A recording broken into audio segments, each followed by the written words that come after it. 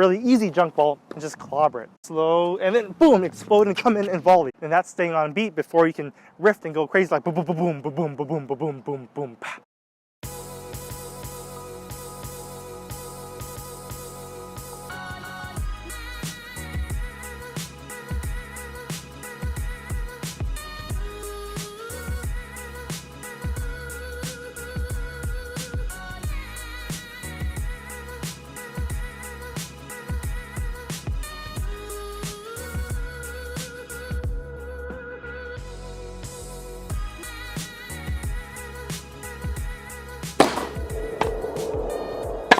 What's going on, guys? Steven with 15 Points of Tennis, and today, you know what, we're going to talk about a follow-up. I made a video a while back on swing glue, which talked about rhythm, the basic fundamentals of rhythm, following the ball with your hand, going up and down with the ball, feeling the weight of the racket in your hand, and these are the basics of, again, learning rhythm, getting into a flow with your game. Now, when I made this video, in the back of my mind, I knew that this wasn't 100% correct, because if you were to watch that video and then you would go out and turn on some Roger Federer, well, maybe in the warm-up Roger's going up, down, up with the ball, up, down, up.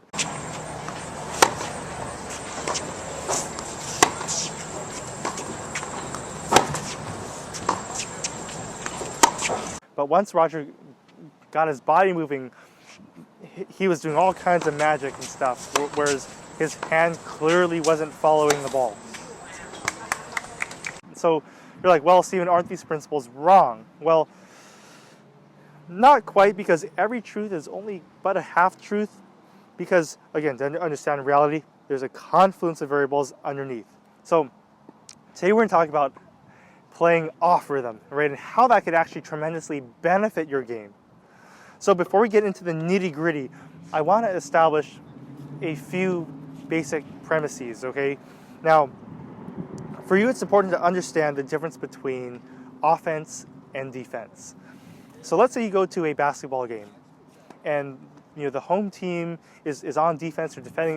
The team is getting low, and everyone's shouting, "Defense! Defense!" Why don't they do that on offense? Why don't they go offense, offense, offense? Think about that. Why don't they do that on offense? Well, there's a big distinction. So when you're playing defense, let's say in basketball or any sport, again, this applies to any sport.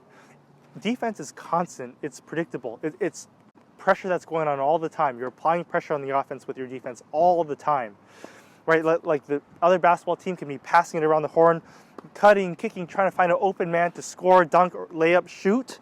But you're, as a defender, you're trying to predict those patterns, cut them off. And just to, again, burn the shot clock down to 0, just to put their offense back in a neutral position is a win, and create a stalemate is a win for you on defense. Whereas offense is very different. Offense is essentially like, you know,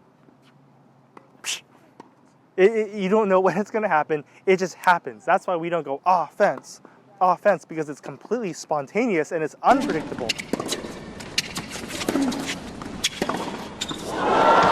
Now, my coach would always say that you want to defend relentlessly, attack with creativity.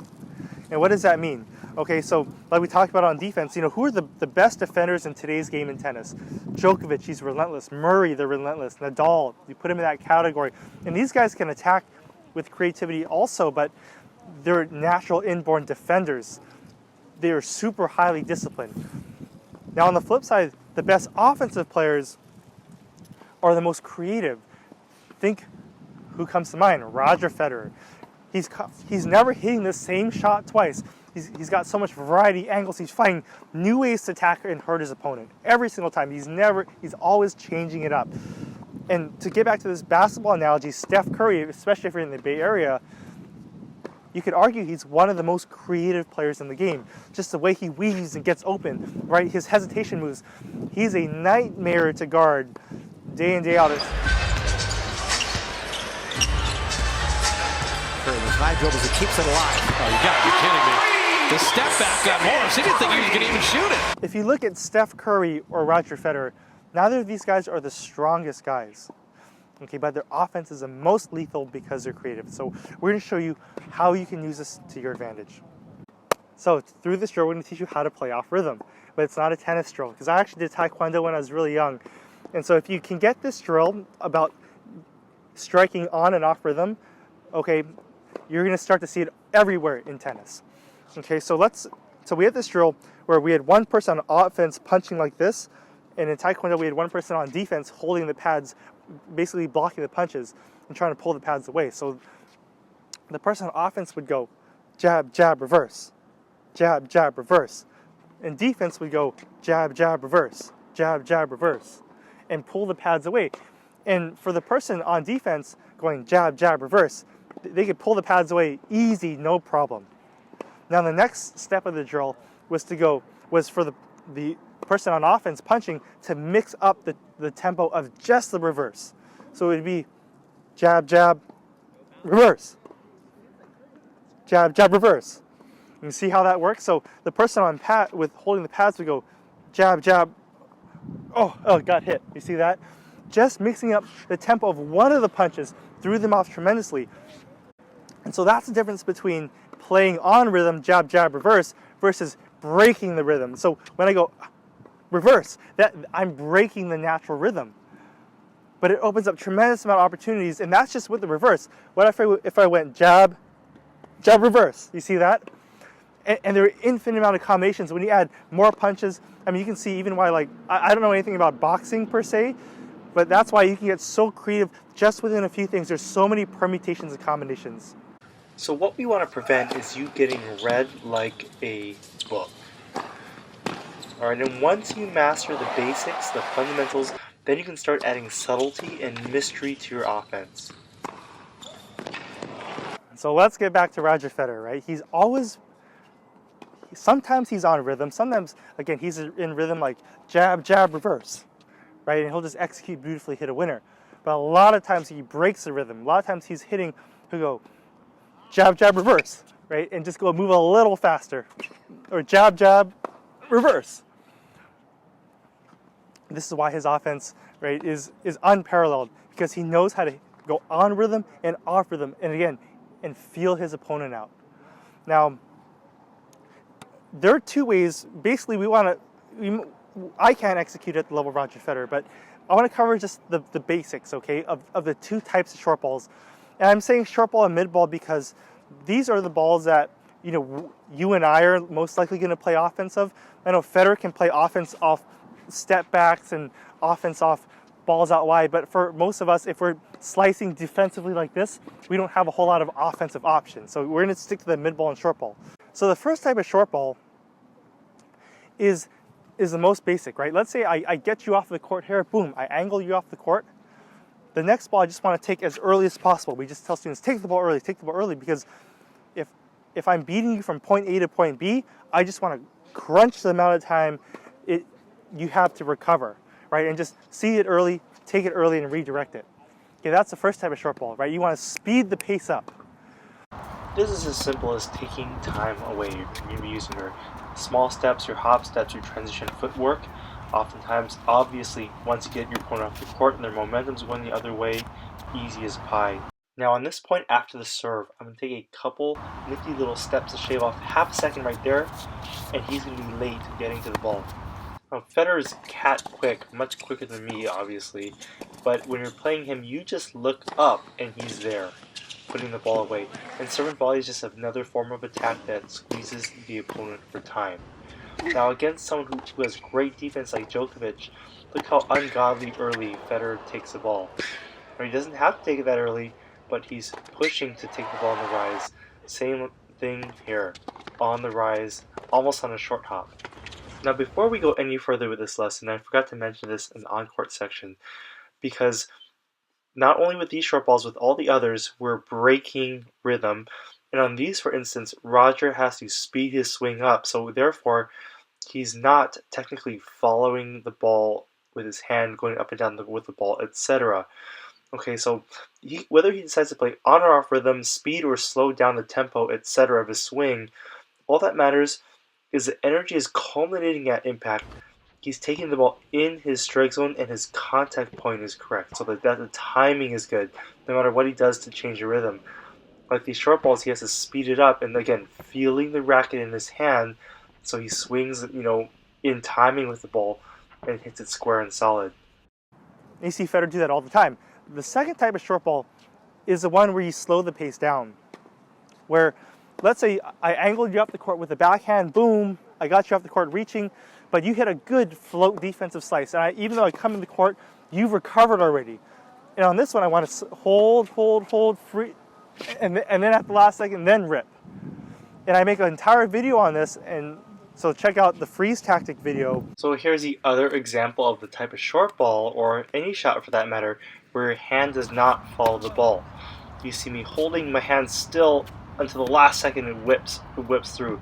I'm still feeling the racket in my hand, again, but you're holding that racket very still and not moving in sync with the ball, obviously, and accelerating at the very end, because you're holding your opponent, you're watching for the direction, and then you're swinging. This requires a lot of strength because you are accelerating pretty hard from a still position. You're whipping the racket through first of all, and then timing is much harder because you have to still coordinate your swing in a much shorter interval. But those are the two most basic ones, and then there's so many combinations, permutations off those, and just mixing them up randomly, you can use them effectively as well. This is a higher level. I just want to throw out some ideas for you guys. Like a lot of times, Roger Federer, even when his opponent is in the center of the court, will just, boom, go up and take a ball early, and it's like jab, jab, reverse, right? Just like the punching thing, you squeeze your opponent for time, they're a little bit off balance, and then he sees it early, bang, knocks the volley off. Unbelievable. So even if Roger's opponents have time to recover and or decent court position, Roger will take a rally ball and hit it in transition like a short ball to squeeze time, and it's scary. Again, you just look up and he's attacking you and you're not even ready for it.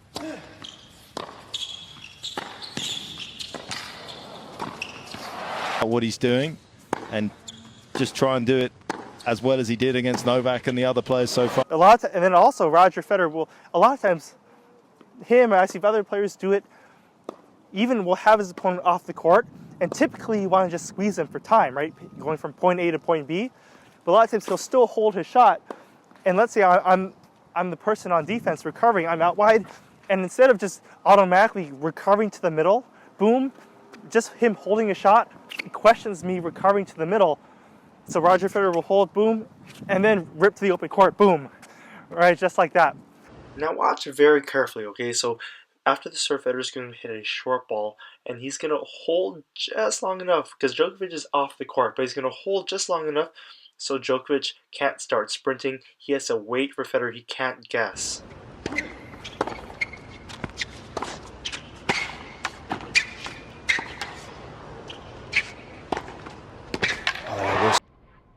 So basically, when you're playing Federer, you have to make all these quick, sudden movements, and that's again the ability of one, Federer gets a guy off the court, and two, then he starts holding a shot, right? And it's like double deadly. Like here, holding a shot, he can go right back at the guy, and it's like he can hit the ball anywhere. He's gonna win the point, right? Because the guy's guessing. You can't guess. Federer just pretty much should wear a shirt that says, don't bother with recovering. Because that's basically what happens, right? Because why even recover when you can hold a shot?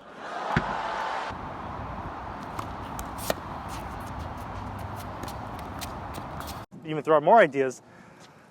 Again, we talked about in the holding your shot video, you can fake, just like in basketball, you can fake the drive and shoot. Or do a little hesitation move. But in tennis, same thing. One of my coaches would fake going up the line. He'll go up the line. He'll show he's going up the line, and at last second, boom, pull it cross court. And I'll be leaning, boom, he got me, right? And so you can get very advanced with your offense. There's so much nuance and subtlety. And I mean, even Federer. So there are two types of footworks for short balls. Also, you can, let's say the short ball's coming. You can either go really slow, and then boom, explode and come in and volley, right? And you see Joe Wilfried Tsonga do that all the time. He's slow, and he makes one huge explosion to the net. So this is your classic slow, fast combo where Federer actually hits the approach shot softer than he normally would, and his opponent, instead of ripping a passing shot, hits a rally ball back when unexpectedly Federer closes hard like an assassin.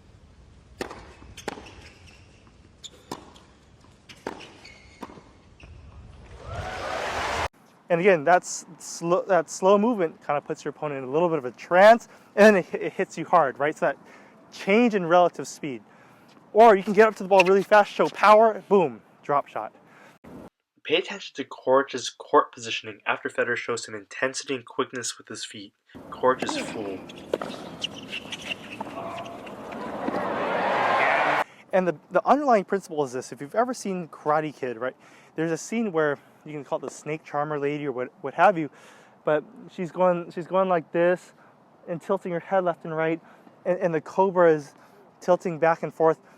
And basically a lot of communication between animals, humans, whatever you want to call it, there's something called mirror neurons. And again, it's our ability to empathize with someone else. But it's kind of like how, you feel what I feel, whether, and this is like body language, it's sub-communication on a deep level. A practical example of the kind of the sub-communication I'm talking about is like, let's say I'm coaching, and I'm like, come on, here we go, let's get low, let's move, we're ready to go. Like, you just see it in my face, my body language, and that puts the students in a state of intensity, right, where they're ready to go. On the flip side, if I'm coaching technique per se, and I'm like, okay, take a deep breath, relax. I just want you to watch the ball. I don't care where it goes, just watch it, right? That puts the students in a much more relaxed state.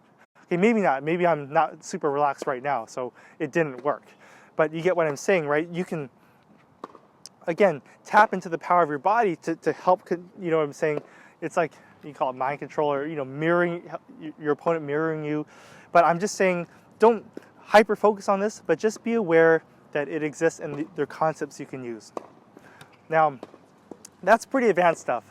Most of the time, I'll do like the holding your shot sometimes. I don't even do it all the time because I'm, quite frankly, I'm not good enough. There are players who are way better, who are at way higher levels. I just want to show you it exists. But if you're at either my level or worse than me, I just want you to focus primarily on just executing, staying on rhythm, on beat, versus changing the beat dramatically, right? Because that's going to give you still the best result, at a lower level, or kind of a mid-intermediate, mid-advanced level, but not at a super advanced level. You might have to start learning this stuff. But just think you're learning how to play the drums, and you got to go boom, boom, pa, boom, boom, pa. And that's staying on beat before you can riff and go crazy like boom, boom, boom, boom, boom, boom, boom, boom, boom, boom, pa, boom, boom, pa, right? But it's like Federer, Nadal, the top players, they've learned to riff and do all these crazy things. And like Federer, his hand doesn't follow the ball, and he can flick at the ball and hold and slow his swing down and speed it up. Whereas the normal players, again, just to be a pretty good drummer, boom, boom, pa, boom, boom, pa. That's probably what you should focus on first and really get good at the basic beat, the basic rhythm. So a few important takeaways to leave you with, because I don't want you to leave this video more confusing than when you were first started. So you as a player always want to be on rhythm. You never want to be off rhythm. Okay, so for example, when you watch Roger Federer, he's never off rhythm in the sense he's jammed like this, or he's leaning and reaching, or the ball's out of his strike zone. No, he's always moving with the ball, because again, the ball dictates how you move. So Roger moves with the ball, bang, he's always hitting it square and clean. But sometimes, again, the variation he creates, the slow, the fast, right? He increases the tempo, low, tones down, you know what I'm saying? And the variation of shots he's hitting, he's in rhythm, but his opponents are off rhythm. Does that make sense? And when his opponents are off rhythm, they're going to be jammed or late or early and give him a ball he can step in and cremate. Now, typically what you're going to see is just, and again, I don't want you to hyper-focus on this on-off rhythm stuff, but you're going to see essentially the better player in the match be throwing the rhythm off of the worst player. You're still going to see the person who's losing the match be off rhythm, right? And like I said, when you're off rhythm, you're going to produce a lot worse shots. But, for example, so it's not just about hitting these weird, crazy junk balls. there's nothing I could do, lobs, drop shots, slices, that could throw Federer off his rhythm, because Roger Federer's technique is at a super high level, his footwork is at a super high level. So any ball, he'll just adjust to it, right? Like if your footwork is really bad, you're gonna have a hard time staying in rhythm on a lot of different shots. So again, it's not, rhythm isn't some like super secret strategy or or some magic pill. Again, you have to be good enough to execute going, playing on rhythm and then going off rhythm. Okay, so it still comes down to skill level for the most part, but where it could help you tremendously is if, let's say you're playing someone, even a really good player, even someone with maybe a higher skill set than you, who's so used to playing on rhythm that you might find the Achilles heel or chink in the armor, throw a few slices, drop shots, maybe they're up and the vertical movement is really bad. And just, again, finding their weakness and throwing them way off rhythm. And sometimes they might even get mentally frustrated because they can't handle certain balls because they don't know how to deal with the rhythm of it. Well, it's called an upset, right? So again, understanding the rhythm can help you in a big way in that sense. Now, the last thing I want to address, because you will run into players who have crappy swings, who have, crappy footwork, and hit all kinds of shots like this, basically junk balls at you, high, low, medium, short, deep. And although, yes, them being off rhythm will indeed throw you off rhythm, without a doubt. But it's not better to be the inherent player with sucky technique and sucky footwork. You don't want to be that player. And here's why. Because if you're playing someone, again, who they're throwing all kinds of junk at you, right? And while some of that junk might be tough to handle, if you have good footwork and you can stand rhythm and hit, well, at some point, because they have sucky strokes and sucky technique and sucky rhythm, they're going to throw enough short balls where you're just going to, again, you just weather the storm on a few tough junk balls, then you're going to get a really easy junk ball and just clobber it. I mean, when I play players who have no rhythm, I'm just licking my chops, because I know that they can't produce that type of variation with consistency. Okay, the key is for you to produce that variation, not to hit. I mean, obviously, if you're playing a junk ball, you're going to play slightly worse, but don't worry, again, about looking a little bit ugly in the short term, just because the rhythm changes. And in the future video, we're going to talk about basically how to stay in your opponent's rhythm based on the shots they're hitting, and also, the 5 ways to beat your opponent, etc. Okay, so if you hadn't, just hit that subscribe button, because, I wouldn't want you to miss that, and I feel like over the next handful of months, my best stuff is yet to come out, all right? So I'd like to thank you so much for watching. I really appreciate, again, you guys tuning in. Thanks so much, and I'll see you guys on the next video.